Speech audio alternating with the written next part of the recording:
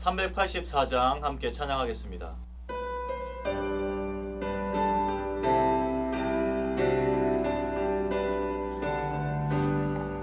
나의 갈 길 다가도록 예수 인도하시니 내 주 안에 있는 긍휼 어찌 의심하리요.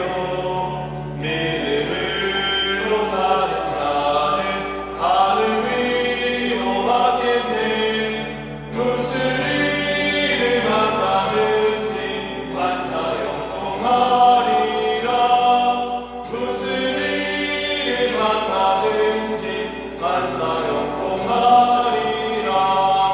나의 갈 길 다가도록 예수 인도하시니 어려운 일 당할 때도 족한 은혜 주시네. 나는 심히 고단하고 영혼 매우 달아나 나의 앞에 반석에서 샘물 나게 하시네.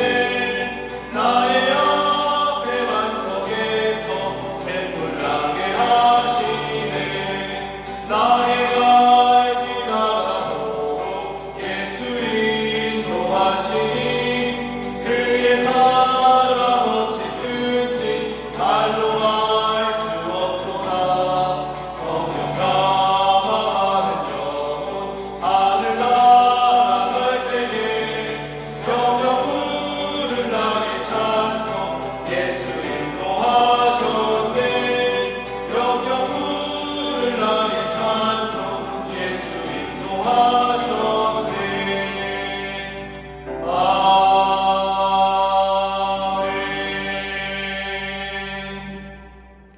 다 함께 기도드리겠습니다. 사랑과 은혜가 충만하신 하나님 아버지, 오늘도 우리에게 새 삶을 허락하여 주시고 주 앞에 나와 말씀으로 이 하루를 열게 하시니 감사합니다. 오늘 우리에게 주시는 그 말씀의 은혜로 말미암아 우리가 오늘 하루도 든든히 살아가게 하시고 주님의 말씀의 은혜 아래 머물게 하여 주시옵소서. 주님, 이 땅 대한민국을 긍휼히 여겨주시고 주님의 샬롬을 허락하여 주시옵소서. 죽음과 폭력이 난무하는 이 세상 가운데 하늘의 샬롬을 허락하여 주셔서 이 땅 대한민국이 다시 한번 안정을 찾을 수 있도록 인도하여 주시옵소서. 우리 그리스도인들이 앞장서서 생명과 평화의 삶을 살아내게 하시고 어둠 속에서 헤매는 이들에게 생명의 빛, 진리의 빛을 전할 수 있도록 주님 인도하여 주시옵소서. 이 땅 대한민국을 주님 다시 기억하여 주시고 긍휼히 여겨 주시옵소서. 특별히 폭염 가운데 고생하고 있는 많은 이들에게 시원한 피할 길을 내어주시고 우리 성도들 또한 주님 이 더위를 무사히 지나갈 수 있도록 지켜 보호하여 주시옵소서. 또한 특별히 우리 수유제일교회를 주님 축복하여 주시고 보이는 교회를 놓고 기도할 때에 주께서 주님의 때에 합당한 거처를 마련하여 주셔서 우리 모두가 그 땅에 넉넉히 들어갈 수 있도록 인도하여 주시옵소서. 조인서 담임 목사님 회복 중에 있습니다. 주께서 그 영혼을 붙들어 주셔서 이전보다 더 나은 모습으로 건강한 모습으로 회복하여서 주님 앞에 다시 한번 건강히 나올 수 있도록 인도하여 주시옵소서. 이제 주님께서 허락하신 말씀의 자리로 나아갑니다. 오늘 하루도 이 말씀 안에 거하며 말씀의 은혜 안에 머물게 하여 주시옵소서. 감사드리며 우리 구주 예수 그리스도의 이름으로 기도드립니다. 아멘. 오늘 통독할 말씀은 열왕기상 10장입니다. 스바의 여왕이 여호와의 이름으로 말미암은 솔로몬의 명성을 듣고 와서 어려운 문제로 그를 시험하고자 하여 예루살렘에 이르니 수행하는 자가 심히 많고 향품과 심히 많은 금과 보석을 낙타에 실었더라. 그가 솔로몬에게 나아와 자기 마음에 있는 것을 다 말하매 솔로몬이 그가 묻는 말에 다 대답하였으니 왕이 알지 못하여 대답하지 못한 것이 하나도 없었더라. 스바의 여왕이 솔로몬의 모든 지혜와 그 건축한 왕궁과 그 상의 식물과 그의 신하들의 좌석과 그의 시종들이 시립한 것과 그들의 관복과 술관원들과 여호와의 성전에 올라가는 층계를 보고 크게 감동되어 왕께 말하되 내가 내 나라에서 당신의 행위와 당신의 지혜에 대하여 들은 소문이 사실이로다. 내가 그 말들을 믿지 아니하였더니 이제 와서 친히 본즉 내게 말한 것은 절반도 못되니 당신의 지혜와 복이 내가 들은 소문보다 더하도다. 복되도다 당신의 사람들이여, 복되도다 당신의 이 신하들이여, 항상 당신 앞에 서서 당신의 지혜를 들음이로다. 당신의 하나님 여호와를 송축할지로다. 여호와께서 당신을 기뻐하사 이스라엘 왕 위에 올리셨고, 여호와께서 영원히 이스라엘을 사랑하심으로 당신을 세워 왕으로 삼아 정의와 공의를 행하게 하셨도다 하고, 이에 그가 금 120달란트와 심이 많은 향품과 보석을 왕에게 드렸으니 스바의 여왕이 솔로몬 왕에게 드린 것처럼 많은 향품이 다시 오지 아니하였더라. 오빌에서부터 금을 실어온 히람의 배들이 오빌에서 많은 백단목과 보석을 운반하여 오매, 왕이 백단목으로 여호와의 성전과 왕궁의 난간을 만들고 또 노래하는 자를 위하여 수금과 비파를 만들었으니, 이 같은 백단목은 전에도 온 일이 없었고 오늘까지도 보지 못하였더라. 솔로몬 왕이 왕의 규례대로 스바의 여왕에게 물건을 준 것 외에 또 그의 소원대로 구하는 것을 주니, 이에 그가 그의 신하들과 함께 본국으로 돌아갔더라. 솔로몬의 세입금의 무게가 금 666달란트요. 그 외에 또 상인들과 무역하는 객상과 아라비아의 모든 왕들과 나라의 고관들에게서도 가져온지라. 솔로몬 왕이 쳐서 느린 금으로 큰 방패 200개를 만들었으니 매 방패에 든 금이 600세겔이며, 또 쳐서 느린 금으로 작은 방패 300개를 만들었으니 매 방패에 든 금이 3만에라. 왕이 이것들을 레바논 나무궁에 두었더라. 왕이 또 상아로 큰 보좌를 만들고 정금으로 입혔으니 그 보좌에는 6층계가 있고 보좌 뒤에 둥근 머리가 있고 앉는 자리 양쪽에는 팔걸이가 있고 팔걸이 곁에는 사자가 하나씩 서 있으며, 또 12사자가 있어 그 6층계 좌우편에 서 있으니 어느 나라에도 이같이 만든 것이 없었더라. 솔로몬 왕이 마시는 그릇은 다 금이요 레바논 나무궁의 그릇들도 다 정금이라. 은기물이 없으니 솔로몬의 시대에 은을 귀히 여기지 아니함은 왕이 바다에 다시스 배들을 두어 히람의 배와 함께 있게 하고 그 다시스 배로 3년에 한 번씩 금과 은과 상아와 원숭이와 공작을 실어 왔음이더라. 솔로몬 왕의 재산과 지혜가 세상의 그 어느 왕보다 큰지라.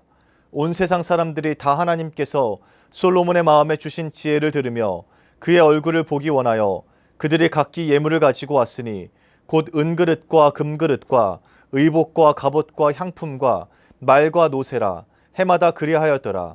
솔로몬이 병거와 마병을 모으매 병거가 1400대요 마병이 12000명이라. 병거성에도 두고 예루살렘 왕에게도 두었으며, 왕이 예루살렘에서 은을 돌같이 흔하게 하고 백향목을 평지에 뽕나무같이 많게 하였더라.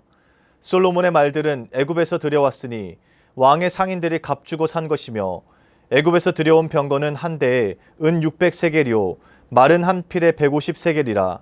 이와 같이 햇사람의 모든 왕과 아람 왕들에게 그것들을 되팔기도 하였더라. 아멘. 언약을 파기한 죄라는 제목으로 말씀 전하겠습니다. 솔로몬이 성전과 왕궁을 건축하고 이스라엘에는 전례 없는 평안과 화평이 찾아오게 됩니다. 나라는 점점 더 왕성해지고 이전에는 없었던 엄청난 부귀영화까지 누리게 되었습니다. 이 구약학자들이 여러 연구와 고고학적 발굴을 했는데요. 이스라엘이 가장 왕성했던 때가 이 솔로몬이 통치하는 시기였다라고 입을 모읍니다. 그래서 우리는 솔로몬을 지혜의 왕으로 알고 있지만 당시의 솔로몬은 막대한 부와 영광을 누린 왕으로 잘 알려져 있습니다. 오늘 말씀에는 이 솔로몬이 통치하던 때의 모습이 어떤 모습이었는지, 그리고 그 시기가 얼마나 화려했는지 보여주는 말씀이 기록되어 있습니다. 열왕기상 10장 21절 말씀입니다.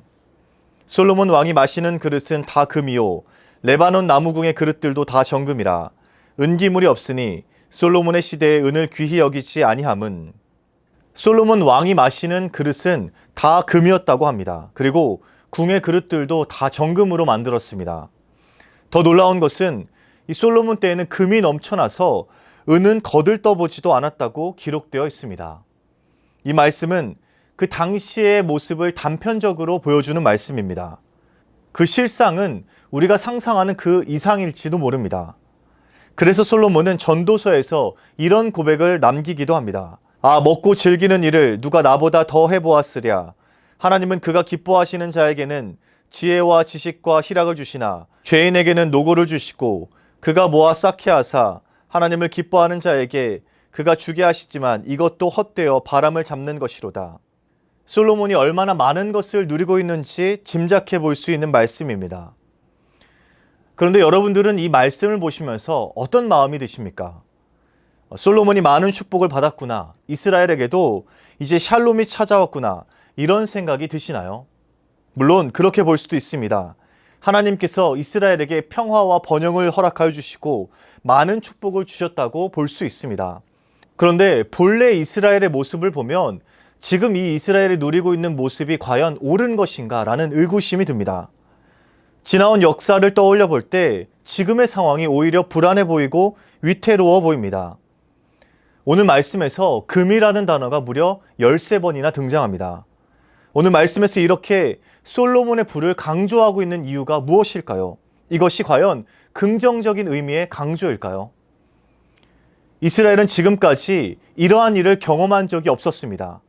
불을 쌓아두거나 양식을 저장하는 일이 없었습니다. 오히려 하나님께서 매일매일 공급하시는 그 만나를 통해서 은혜로 살았던 민족이었습니다. 출애굽부터 광야를 통과해서 가나안에 정착하기까지 하나님의 은혜가 그들의 한가운데 있었습니다. 그래서 이스라엘은 은혜로 살아가는 하나님의 자녀이고 하나님의 인도하심을 따라 광야를 통과했던 하나님의 백성이었습니다. 그런데 오늘 말씀에는 하나님의 은혜가 보이지 않습니다. 부귀영화의 눈이 멀어 하나님을 잊어버린 것처럼 보입니다. 화려함에 취해 하나님에 대한 감사가 사라졌습니다. 지금 자신들을 잊게 한 그 하나님을 망각해버린 것이죠. 그리고 솔로몬은 결정적으로 오늘 본문에서 하나님의 말씀을 명백하게 어기고 있습니다.